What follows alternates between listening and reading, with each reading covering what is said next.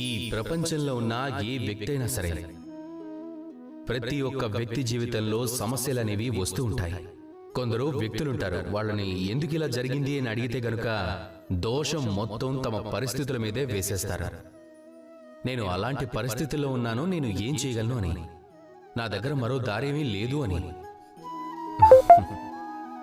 మనం మహాభారతం గురించి ఇప్పుడు మాట్లాడుకుందాం. భీష్మ పితామహుడు మీరు ఈ విధంగా ఎందుకు ప్రతిజ్ఞ చేశారని ఆయనని అడిగినప్పుడు ఆయన ఏం చెప్పారు అంటే, నేను ఈ పరిస్థితికి అధీనుణ్ణి అని. అందుకే ఇక ఇదే ప్రశ్న అర్జునుణ్ణి అడిగినప్పుడు జవాబు మరోలా చెప్పాడు. అర్జునుడు తన పరిస్థితుల కారణంగా తనని తాను బంధించుకోనివ్వలేదు.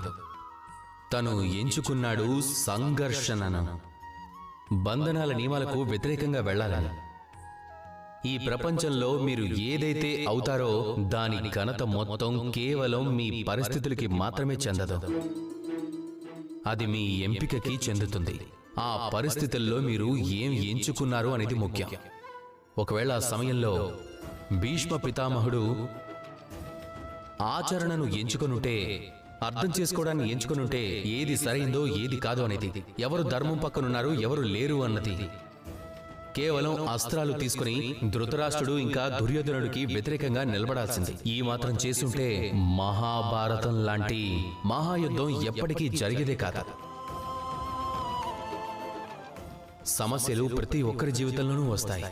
కఠినమైన పరిస్థితులు అందరి జీవితాల్లోనూ ఎదురవుతాయి.